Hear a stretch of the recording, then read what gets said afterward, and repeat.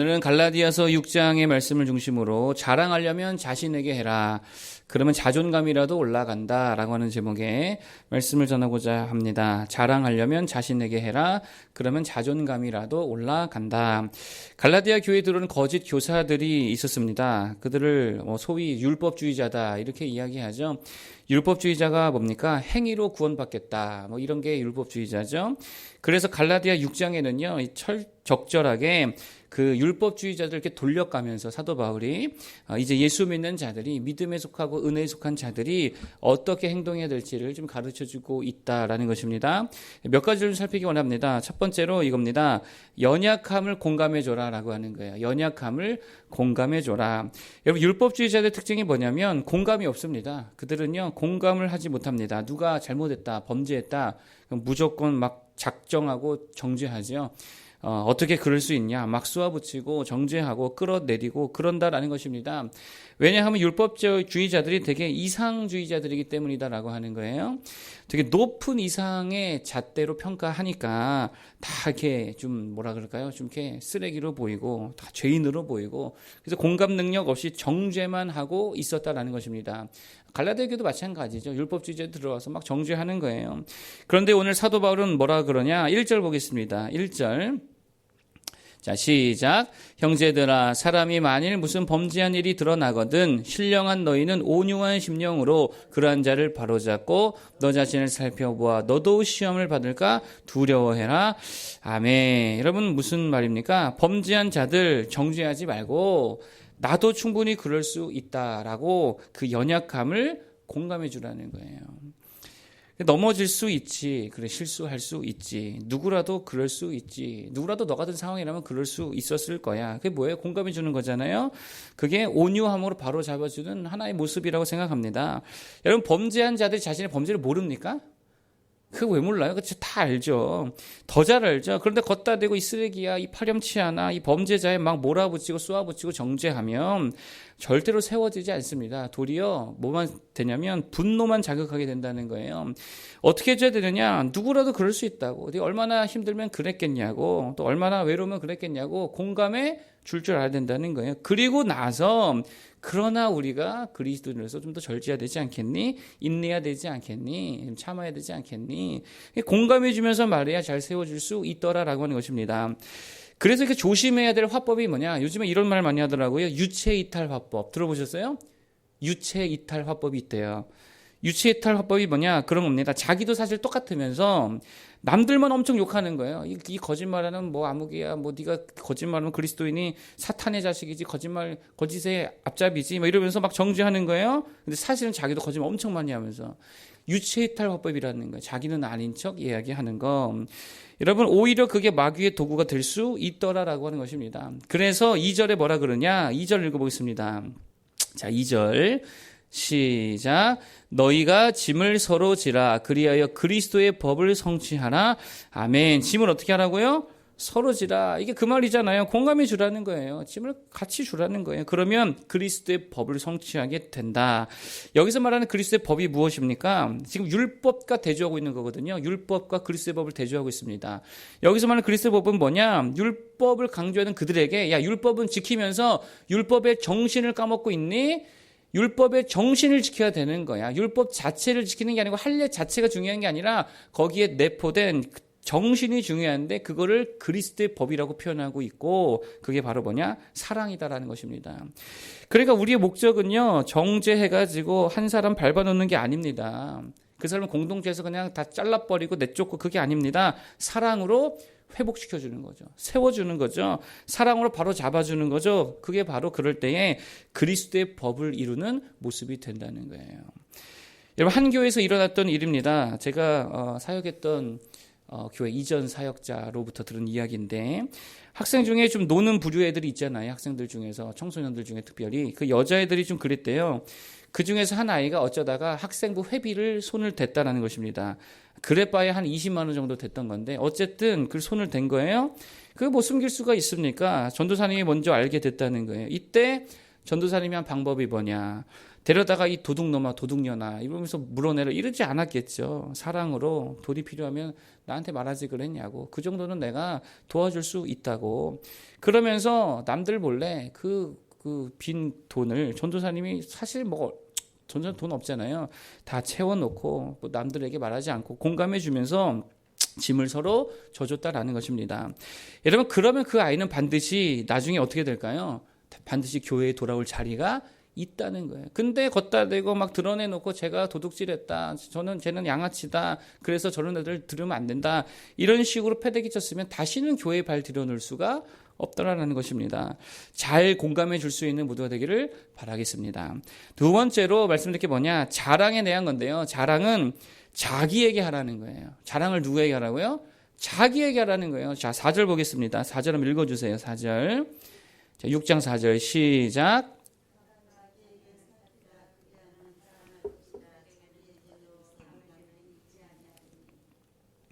예, 이게 뭐든지 방향이 중요한데 자랑도 마찬가지라는 것입니다. 자랑을 남에게 하면 그게 뭡니까? 그게 교만이에요. 자랑을 남에게 하면 교만입니다. 그 말 그대로 제 자랑이죠. 그런데 자기 스스로에게 자랑하면 그게 뭡니까? 자존감이 되는 거예요. 여러분 그래서 자랑을 하려거든요. 누구에게 해야 된다는 거예요? 자기에게 하라는 거예요. 남에게 하지 말고. 그래서 이런 말 되게 많이 하죠. 남과 비교하지 말고 자기 자신의 과거와 비교해라. 책 보다 보면 이런 글귀가 종종 있습니다. 비교가 뭡니까? 결국 비교로부터 자랑이 나오거든요. 남들과 비교하다가 자랑이 나오는 거예요. 그런데 남과 비교하지 말고 남과 비교하면서 자랑하거나 질투하려고 하지 말고 자신의 과거와 비교하면서 자신의 옛 모습과 비교하면서 성장하고 그것으로 스스로 칭찬해 주라는 거예요.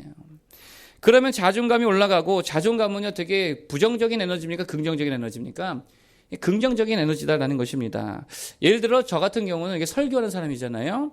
그러니까 자꾸 남들과 비교하면 둘 중 하나가 되겠죠. 지금 못하는 사람들과 비교하면 나는 잘하네 그러면서 자랑하게 되어질 테고 또 잘하는 사람과 비교하면 나는 이것밖에 안 되지 이러면서 또 자괴감이 우울해지고 뭐 그러겠죠. 그런데 내 과거와 비교하면 이렇게 요즘에 팀이 심해지는지 모르겠네.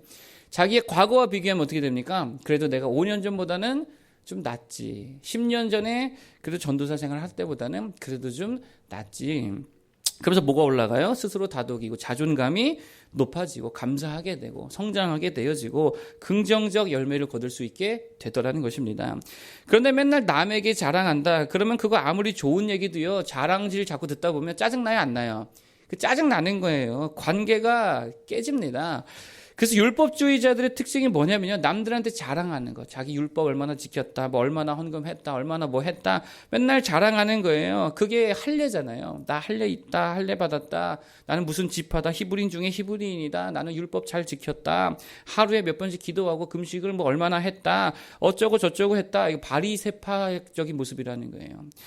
죄송합니다. 거기에 그런 자랑질에는 아무 열매가 없더라는 것입니다. 도리어 불화만 만들지요. 뒤에 가서 서로 욕하게 만들더라는 것입니다. 자랑하려고 하는 누구에게나? 내게 하는 거예요. 내게 스스로에게 자랑하는 거예요. 그리고 한 가지 더 말한다면 자랑은 누구에게 하라? 하나님께 하라는 거예요. 하나님께 해라. 하나님께는 얼마든지 자랑하는 것입니다. 하나님 저 이거 잘했죠. 저 이거 잘하죠. 하나님께는 자랑해도 된다는 거예요. 그래서 여러분 하나님께 하는 자랑을 우리가 다른 말로 뭐라 그러냐? 기도라 그래요. 기도. 하나님께 하는 자랑은 그게 뭐라고요? 기도라는 거예요. 여러분 그러니까 감사기도 회개기도가 있는 게 아닙니다. 하나님께 대한 자랑의 기도도 있는 거예요. 이것도 기도라니까요. 나에게 자랑할 수 있기 바라겠습니다. 여러분 남에게 자랑하는 거는요 아무 유익이 없다는 거예요. 그러나 스스로에게 자랑하고 하나님께 자랑하면 거기에 성장이 있습니다. 자존감이 올라갑니다. 긍정적 에너지가 나옵니다. 남에게 자랑하고 싶거들랑 자기 자신에게 또 하나님께 기도하면서 할 수 있기를 바라겠습니다. 마지막 세 번째 교회를 사랑하라는 거예요. 자 이제 8절인데 한번 읽어보겠습니다. 8절 자, 이거 읽어보겠습니다. 시작. 자기의 육체를 위하여 심는 자는 육체로부터 썩어질 것을 거두고 성령을 위하여 심는 자는 성령으로부터 영생을 거두리라. 아멘. 여기 보니까 성령을 위하여 심어라. 되게 어렵지 않습니까? 이렇게 말하면. 이게 무슨 말입니까, 이거? 저는 이렇게 좀 어려운 말을 좀 별로 안 좋아해가지고 성령을 위하여 심어라. 성령은 안 보이잖아요. 어떻게 하라는 건가? 근데 맥락을 보면 다른 게 아닙니다. 교회를 사랑하라는 거예요. 성령을 위해서 해라. 주를 위해서 해라. 다른 말 아닙니다. 교회를 사랑하라는 거예요. 그래서 일단 6절에 뭐라 그러냐. 맥락을 좀 살폈으면 좋겠는데 6절 보겠습니다. 자, 6절 시작. 가르침을 받는 자는 말씀을 가르치는 자와 모든 좋은 것을 함께 하라. 아멘. 가르침을 받는 자는 가르치는 자와 모든 좋은 것을 함께 하라. 이게 무슨 말입니까? 가르치는 자에게 좋은 것을 다 따라해라. 뭐 이렇게도 볼 수 있지만 사실 그 말은 아니고요. 무슨 말이냐? 목회자 좀 챙기라는 거예요. 가르치는 자와 모든 좋은 것을 함께 해라. 야, 너 집에서 소고기 먹냐? 그 목회자도 소고기 조금 사다 줘. 이 뜻이에요. 좀 이렇게 우리가 좀 이해하기 편하게 말한다면 좋은 책을 봤어? 그럼 한 권 갖다 사다 드려. 이런 거죠. 근데 이게 목회자에게만 국한되는 이야기는 아니라고 생각합니다. 넓게 보면 교회에 대한 말이라는 거예요. 내 집만 깨끗이 청소하지 말고 어디도 가서 청소하는 거예요. 교회도 청소하는 거예요. 모든 좋은 것을 함께 하라는 거예요. 우리 애들만 사랑하고 우리 애들만 밥 사주고 돈가스 사주고 돌봐주고 할 게 아니라 교회 애들도 간식도 좀 사주고 교회 청년들도 새신자들도 성도님들도 사랑해주고 밥도 사주고 돌봐주라. 그 말이 의미하는 바가 이 말이라는 것입니다. 내 집에만 좋은 디퓨저 캔들 놓지 말고 교회에도 좋은 냄새 나도록 좀 놔주라. 뭐 그런 얘기가 될 수 있겠죠. 교회를 사랑하라는 거예요. 그게 뭐냐? 성령을 위하여 심는 모습이라는 거예요. 여러분 그래서 10절에 뭐라 그럽니까? 10절 한번 읽어보겠습니다. 10절 시작. 그러므로 우리는 기회 있는 대로 모든 이에게 착한 일을 하되 더욱 믿음의 가정들에게 할지니라. 아멘. 믿음의 가정들이 뭡니까? 교회잖아요. 교회를 사랑해라. 그 말이라는 것입니다.